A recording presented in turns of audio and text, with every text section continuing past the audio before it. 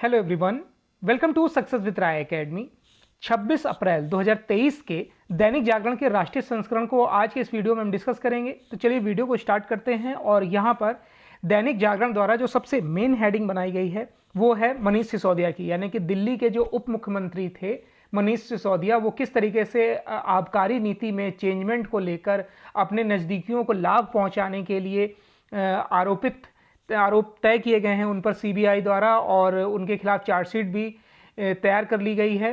तो इस न्यूज़ को यहाँ पर सबसे बड़ी न्यूज़ के तौर पर प्रकाशित किया गया है। देखिए, दिल्ली का जो आबकारी घोटाला है उसमें सीबीआई ने पहली बार जो पूर्व उप मुख्यमंत्री हैं मनीष सिसोदिया के खिलाफ आरोप पत्र दाखिल किया है। राउज एवेन्यू कोर्ट में विशेष न्यायाधीश सीबीआई के एमके नागपाल के समक्ष जांच एजेंसी द्वारा दाखिल पहले पूरक आरोप पत्र में सिसोदिया के साथ ही शराब कारोबारी अमनदीप सिंह ढल, अर्जुन पांडे और हैदराबाद के सीए बुच्ची बाबू गोरटंगला का भी नाम शामिल है। जो इसमें आरोप पत्र पर विचार करने को लेकर जिरह जो है वो 22 मई की तारीख तय की गई है। इन चारों आरोपितों में सिसोदिया व ढल न्यायिक हिरासत में हैं, जबकि बुच्ची बाबू को 6 मार्च को जमानत मिल चुकी है। अर्जुन पांडे को अब तक गिरफ्तार नहीं किया गया है। एजेंसी ने अदालत में कहा है कि मामले में बड़ी साजिश और अन्य आरोपितों की भूमिका की जांच की जा रही है। जांच एजेंसी ने पूरक आरोप पत्र में भारतीय दंड संहिता की धारा 120, 420 व भ्रष्टाचार निरोधक अधिनियम की अन्य धाराओं के तहत मनीष सिसोदिया को आरोपित बनाया है। अब ये पूरा मामला क्या है ये समझ लीजिए। देखिए, सीबीआई और जो ईडी है वो आरोप ये लगा रही है कि जो आबकारी नीति है उसको संशोधित करते समय नियमों को ताक पे रखा गया, यानी जो नियम होने चाहिए थे उसको नज़रअंदाज किया गया और लाइसेंस धारकों को अनुचित लाभ दिया गया। इस नीति में ये नीति लाई गई नई वाली, उससे सरकारी खजाने पर 144.36 करोड़ रुपए का नुकसान हुआ। 22 जुलाई 2022 को एलजी सक्सेना ने नई आबकारी नीति के क्रियान्वयन में नियमों के उल्लंघन और प्रक्रियात्मक खामियों का हवाला देकर सीबीआई जांच की सिफारिश की थी। और आपको पता है कि केंद्र द्वारा सीबीआई जांच को स्वीकार करना लाजमी था। तो अब ये आरोप अब जो जिरह होगी 12 मई को, उसमें क्या रिजल्ट निकल कर आता है वो देखने लायक होगा। चलिए नेक्स्ट न्यूज़ पर आते हैं। कर्नाटक में मुस्लिम आरक्षण खत्म करने के फैसले पर 9 मई तक सुप्रीम कोर्ट ने रोक लगा दी है। अब जो कर्नाटक की पूर्ववर्ती सरकार थी उन्होंने मुस्लिमों को जो मुस्लिम समुदाय है उसको 4% का आरक्षण दिया था। नई गवर्नमेंट आई, स्टेट गवर्नमेंट, और उन्होंने उस आरक्षण को खत्म कर दिया। लेकिन जो खत्म करने वाला फैसला है उसको सुप्रीम कोर्ट ने 9 मई तक उस पर रोक लगा दी है और कहा है कि जब तक सुनवाई नहीं होती है तब तक जो एडमिशन है या फिर जो दाखिले हैं वो चलते रहेंगे। अब इसमें जो जस्टिस के.एम. जोसेफ हैं और जस्टिस बी.वी. नागरत्ना की पीठ ने जब राज्य सरकार ने जवाब दाखिल करने के लिए समय देने की मांग की तो पीठ ने कहा कि शैक्षणिक संस्थानों में प्रवेश और सरकारी नीतियों में अन्य पिछड़ी जातियों की 2B श्रेणियों में मुस्लिमों के लिए 4% आरक्षण खत्म करने और उसे वोकालिगा व लिंगायत के बीच वितरित करने का फैसला 9 मई तक लागू नहीं होगा। सॉलिसिटर जनरल तुषार मेहता ने कहा कि वह दिन में जवाब यानी कि जल्द ही इसका जवाब दाखिल करेंगे। नेक्स्ट न्यूज़ है कि हिंसाग्रस्त सूडान से भारतीयों के पहले जत्थे को लेकर निकला नौसेना पोत। आपको पता होगा कि ऑपरेशन कावेरी चलाया जा रहा है जो सूडान में हमारे भारतीय फंसे हुए हैं। सूडान में जो इस समय गृह युद्ध छिड़ा हुआ है, सैनिकों और अर्धसैनिकों के बल वो हिंसक रूप लेकर बहुत प्रबल ढंग से हो गया है और इसकी वजह से सभी देश अपने नागरिकों को और अपने उच्चायुक्तों को वहाँ से हटा रहे हैं। भारत भी उसमें है, हालांकि सऊदी अरब और जो फ्रांस हैं ये सब भी निकालने में मदद कर रहे हैं दूसरे देशों को।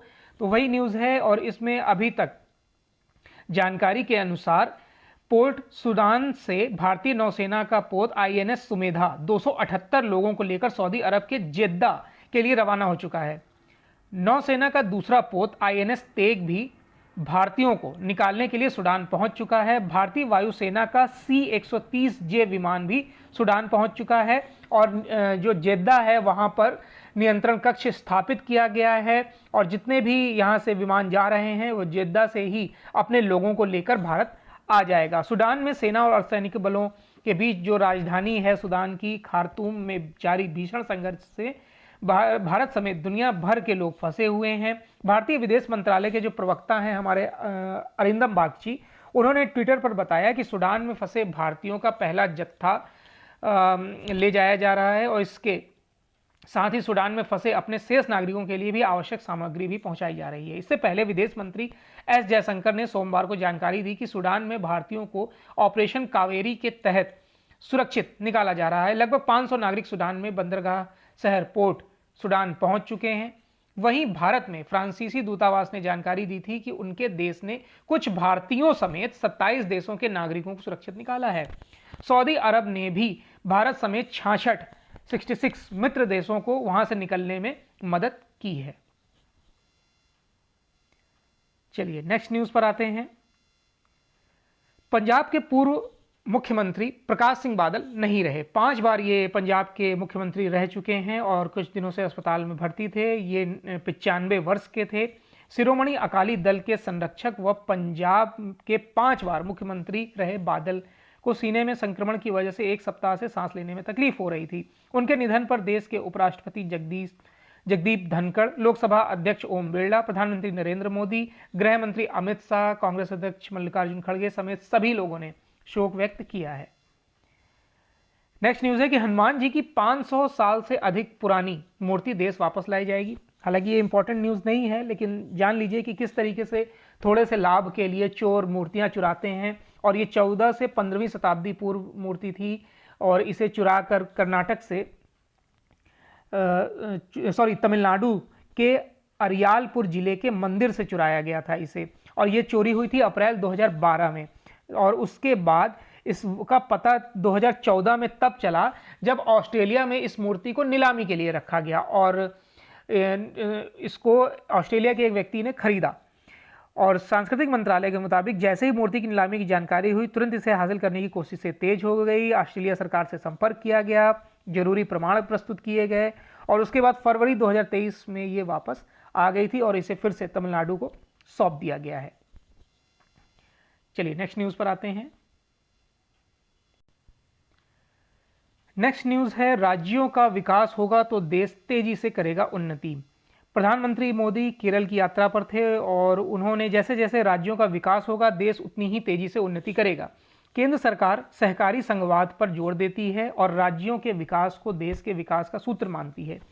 केरल का पारंपरिक कसाऊ मुंडू शाल और कुर्ता पहने मोदी मंगलवार को यहां सेंट्रल स्टेडियम में आयोजित कार्यक्रम को संबोधित कर रहे थे। इस दौरान प्रधानमंत्री ने 3200 करोड़ रुपए से अधिक की विभिन्न परियोजनाओं का शिलान्यास भी किया। प्रधानमंत्री ने कहा कि केरल बहुत ही जागरूक, समझदार और शिक्षित लोगों का प्रदेश है। यहाँ के लोग देश विदेश में अपनी परिस्थितियों से भी भली भांति परिचित रखते हैं।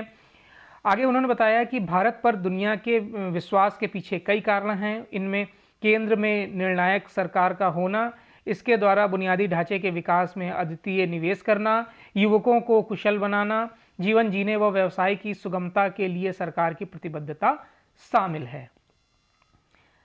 नेक्स्ट न्यूज पर आते हैं और वो न्यूज है कि म्यांमार को लेकर दिल्ली में हुई अहम बैठक। अब देखिए, जो पड़ोसी देश है म्यांमार, उसकी स्थिति को लेकर मंगलवार को नई दिल्ली में एक अहम बैठक हुई और बैठक ट्रैक 1.5 के तहत संपन्न हुई। तो सबसे पहले आप ये जान लीजिए कि ये ट्रैक 1.5 है क्या। देखिए, ट्रैक 1.5 के तहत यह दूसरी बैठक है और ट्रैक जो 1.5 है उसमें सरकारी और गैर सरकारी अधिकारी एक साथ बैठते हैं और हर मुद्दे पर खुलकर बात करते हैं। इसमें जिन मुद्दों पर सहमति बनती है उसे आगे कार्रवाई के लिए संबंधित देशों के उच्च स्तरीय अधिकारियों को सौंपा जाता है। म्यांमार पर ट्रैक 1.5 की यह दूसरी बैठक थी। पहली बैठक मार्च 2023 में बैंकॉक में हुई थी। मंगलवार की बैठक में यह फैसला हुआ कि जल्द ही ट्रैक 1.5 की तीसरी बैठक भी होगी। तो अब जान लेते हैं न्यूज़ को कि बैठक जो है वो आसियान देशों के मौजूदा अध्यक्ष इंडोनेशिया की अगुवाई में हुई थी, जिसमें भारत, चीन, बांग्लादेश, थाईलैंड और लाओस के प्रतिनिधियों ने हिस्सा लिया। बैठक में भारत व दूसरे पड़ोसी देशों ने आसियान को आश्वस्त किया कि वे म्यांमार की स्थिति में सुधार के लिए हर संभव मदद करेंगे। दूसरी तरफ म्यांमार की तरफ से यह आश्वासन दिया गया कि वह बहुराष्ट्रीय अपराधों की रोकथाम में सभी सदस्यों की मदद करेगा। बैठक में शामिल देश इस संदर्भ में म्यांमार की क्षमता को बेहतर करने में भी मदद करने को तैयार हैं। नेक्स्ट न्यूज़ है कि सीमा विवाद सुलझाने के लिए अब रक्षा मंत्रियों की बैठक पर नजर।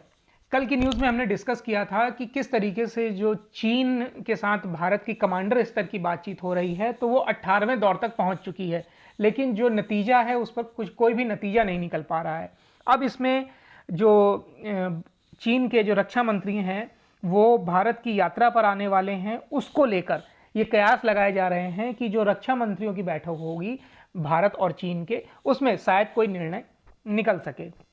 भारत और चीन के बीच तकरीबन 3 वर्षों से चल रहे सीमा विवाद को सुलझाने के लिए अब दोनों देशों के रक्षा मंत्रियों की संभावित बैठक पर नजर है। चीन के रक्षा मंत्रालय ने मंगलवार को घोषणा की कि उन्हें रक्षा मंत्री ली शांगलू संघाई सहयोग संगठन के रक्षा मंत्रियों की बैठक में हिस्सा लेने के लिए 27 से 28 अप्रैल को नई दिल्ली आएंगे। बाद में भारत के रक्षा मंत्रालय ने बताया कि रक्षा मंत्री राजनाथ सिंह इस बैठक के दौरान विभिन्न देशों के रक्षा मंत्रियों के साथ अलग से द्विपक्षीय बैठक भी करेंगे। दोनों देशों के रक्षा मंत्रियों के बीच एससीओ बैठक के दौरान पहले भी द्विपक्षीय बैठकों का आयोजन होता रहा है। मई 2020 में पूर्ववर्ती लद्दाख में चीनी सैनिकों की घुसपैठ के बाद भारत रूस में आयोजित एससीओ की बैठक में रक्षा मंत्री राजनाथ सिंह की चीन के तत्कालीन रक्षा मंत्री जनरल वी फेंगहे से मुलाकात हुई थी। चलिए नेक्स्ट न्यूज पर आते हैं। नेक्स्ट न्यूज है बिजनेस पेज से। बिजनेस पेज में पहली न्यूज है कि वित्तीय अस्थिरता से बिगड़ सकती है विकास की चाल। अब देखिए, जो वैश्विक वित्तीय अस्थिरता और भू राजनीतिक तनाव भारत के विकास का खेल बिगाड़ सकते हैं। जो मंगलवार को यानी कि कल वित्त मंत्रालय की मासिक रिपोर्ट में ऐसी आशंका जाहिर की गई है। रिपोर्ट के मुताबिक तीनों वजहें विकास के अनुकूल माहौल को प्रभावित करने के साथ महंगाई पर भी असर डाल सकते हैं और इन जोखिमों पर लगातार निगरानी रखने की जरूरत है। अल नैनो से सूखे की आशंका है, जिससे कृषि उत्पादन कम हो सकता है और इससे खाद्य उत्पादनों की कीमतों में बढ़ोतरी हो सकती है। आर्थिक सर्वे के साथ ही आरबीआई ने भी चालू वित्त वर्ष 2023-24 में विकास दर 6.5% रहने का अनुमान लगाया है। हालांकि इन तमाम चुनौतियों के बावजूद भारत सबसे अधिक विकास करने वाला देश बना रहेगा। रिपोर्ट के मुताबिक विकसित देशों में वित्तीय संकट की वजह से हमारे वित्तीय बाजार प्रभावित हो सकते हैं और इससे पूंजी के प्रवाह में कमी आ सकती है। अमेरिका और यूरोप में बैंकिंग संकट का खतरा अभी टला नहीं है। इसके अलावा भू राजनीतिक परिस्थितियों को देखते हुए तेल उत्पादक देशों ने इस साल मई माह के कच्चे तेल के उत्पादन में कटौती का फैसला किया है। चलिए नेक्स्ट न्यूज पर आते हैं। सरकार ई कॉमर्स की बाजार बिगाड़ने वाली नीति के खिलाफ। देखिए, वाणिज्य और उद्योग मंत्री जो पीयूष गोयल हैं, उन्होंने कहा है कि सरकार ऑनलाइन प्लेटफॉर्म पर आकर्षक फ्लैश सेल के खिलाफ नहीं है।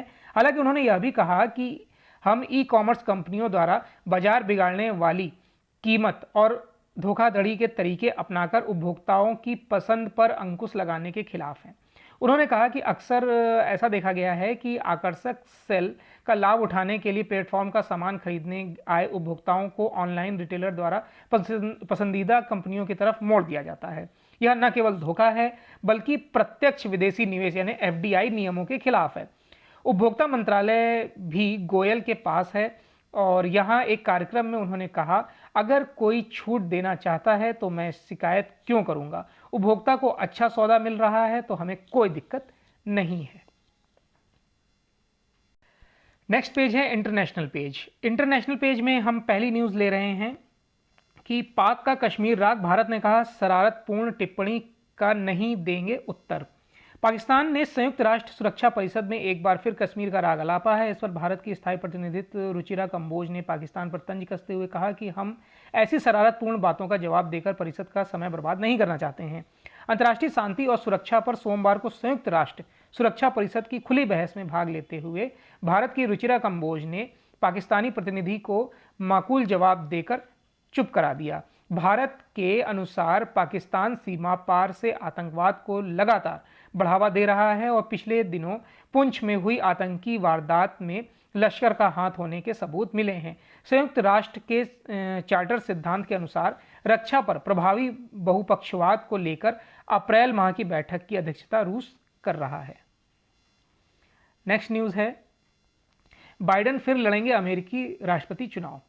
अमेरिका के राष्ट्रपति जो बाइडेन वर्ष 2024 में राष्ट्रपति चुनाव फिर लड़ेंगे। उन्होंने अपने पूर्ववर्ती डोनाल्ड ट्रंप को हराने के 3 साल से भी कम समय में एक बार फिर शीर्ष पद के लिए दावेदारी की घोषणा मंगलवार को की है। उन्होंने 3 मिनट के प्रचार वीडियो के जरिए उपराष्ट्रपति कमला हैरिस के साथ चुनाव अभियान की शुरुआत करी। कमला हैरिस उपराष्ट्रपति पद की उम्मीदवार यानी उनकी रनिंग मेट होंगी। 80 वर्षीय बाइडेन अगर 2024 में दोबारा चुने जाते हैं तो वह अमेरिका के अब तक के सबसे उम्रदराज राष्ट्रपति होंगे। वीडियो की शुरुआत एक शब्द फ्रीडम व 6 जनवरी 2021 के उपद्रव और गर्भपात अधिकार कार्यकर्ताओं के अमेरिकी सुप्रीम कोर्ट में विरोध की तस्वीरों के साथ हुई। बाइडेन ने कहा कि वर्ष 2024 में चुनावों में गर्भपात के अधिकार, लोकतंत्र की रक्षा, मतदान के अधिकार और सामाजिक सुरक्षा तंत्र सबसे महत्वपूर्ण मुद्दे होंगे। पाकिस्तान चीन के बिगड़ रहे आर्थिक संबंध, कई परियोजनाओं का काम ठप पड़ा हुआ है। पाकिस्तान के साथ सिविल कोर्ट की ओर से हाल ही में चीन national petroleum corporation 20.48 lakh dollar का जुर्माना लगाया गया है। चीनी कंपनी पर यह जुर्माना अनुबंध का उल्लंघन करने पर लगाया गया है। इस निर्णय का पाकिस्तान और चीन के आर्थिक संबंधों पर काफ़ी बुरा असर पड़ रहा है। कराची और पेशावर के बीच मेन रेलवे लाइन और कराची सर्कुलर रेलवे समेत कई परियोजनाओं का काम ठप पड़ा है। पाकिस्तान की देनदारियां भी काफ़ी बढ़ गई हैं। पाकिस्तान में राजनीतिक अस्थिरता के चलते भी चीन इंफ्रास्ट्रक्चर प्रोजेक्ट में निवेश अब कम कर रहा है। चलिए, तो ये आज का 26 अप्रैल 2023 का दैनिक जागरण का राष्ट्रीय संस्करण था। आई होप आपको वीडियो अच्छा लगा होगा। अगर वीडियो अच्छा लगा हो तो लाइक और शेयर कर दीजिएगा। वीडियो देखने के लिए धन्यवाद।